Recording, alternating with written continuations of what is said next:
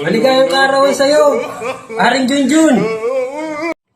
Yon, eto na nga. Happy birthday sa'yo, parang yun. So, nandito kami ngayon sa Taal at kung saan ang magawang pare nagkayaan na naman na mangisda.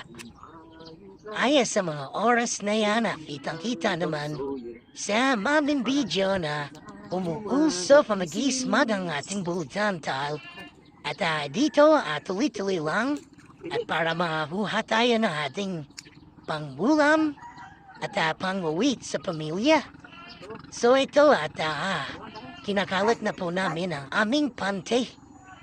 Kung dito tawagin ay pante, pero sa amin sa parting Quezon, ang tawag po sa amin dyan ay, ano ba? Ang tawag po sa amin sa Quezon ay pangke. Dito po sa atin ay pante. Ang pante. Yan, kinakalat na po namin ni Paming Freddy ang aming pante. Yung panting walang garter.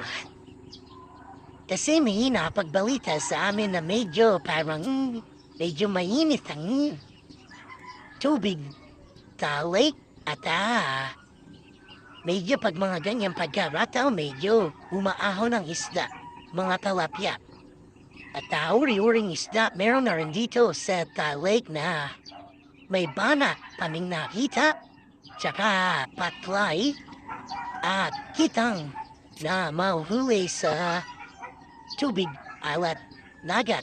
Pero dito sa lake, sila'y nakakapasok at sila'y nabubuhay sa tabang. So, na-adapt na nila yung tubig dito sa lake. So, yan ang aming binibira at para kung saraling maghahuli, ay matitikman wala sa baga. Isa yan na pumesto kami yan sa agos siya ng ilog. Sa may parting pakaliwa namin, may ilog po dyan. Kaya mais dahil pong puntiga sa malamig na tubig, diyan sila mga nag-i-stay at diyan naminin o nag-aabang na aming mahuhuli. Sa ilog na yan at malalaman natin kung paano baga. At kung makakahuli baga tayo ng masarap na pangulam. So, ito na nga yung pagkakataon na pinandaw na ni Panem Freddy at sinilit na kung may huli ang ating pante. Ayan, titignan na ni Panem Freddy. So, ayan, kitang-kita naman sa video, may mga lutang na tilapia at mga nangangamatay.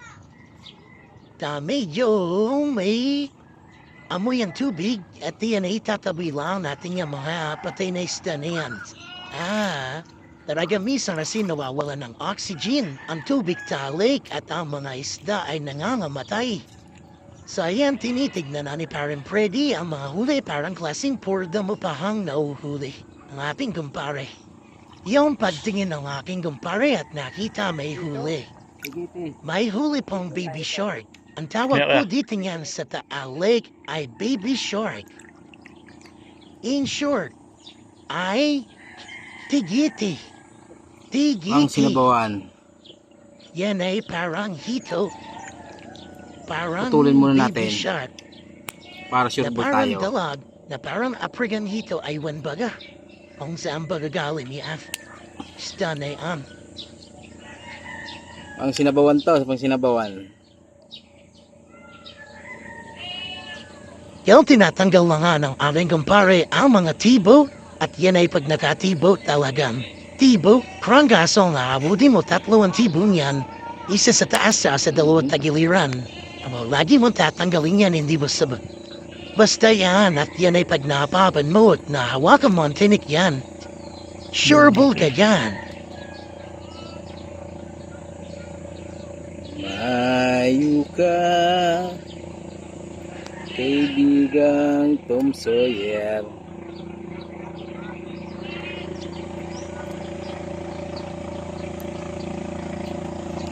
Hop. Dito ka ngayon. Hop. Huli ka ngayon. Tagal yan. Yun. One zero.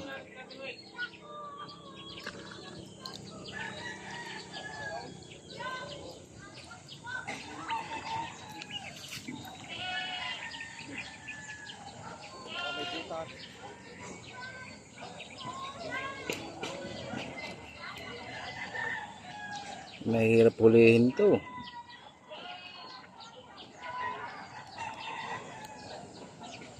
Oh, ha? Whoop! Nakaisa na kami. Pang sinabawan. Wow. Tubol.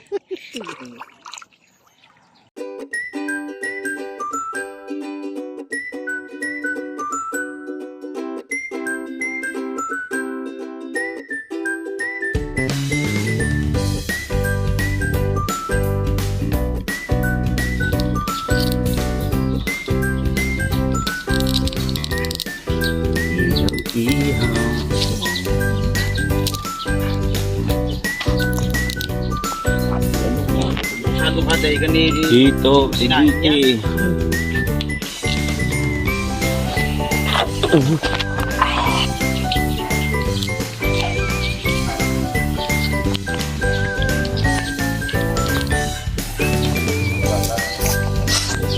Sir, yan yung huli nyo kanina? Oo, to mga to. Mamaya na uli yung iba. Yung uli namin sa umaga, gantong ginagawa namin. Tapos so, sa hapon, Sa hapon yan, pang uwi yun. Para naman sa pamilya yun. Dito, solve na kami dito. Inadayo namin eh. Laro kain. Sarap kaya. May sibuyas. may sili, May sili. inam. Ayan. Kaya sir, ano pong huli nyo?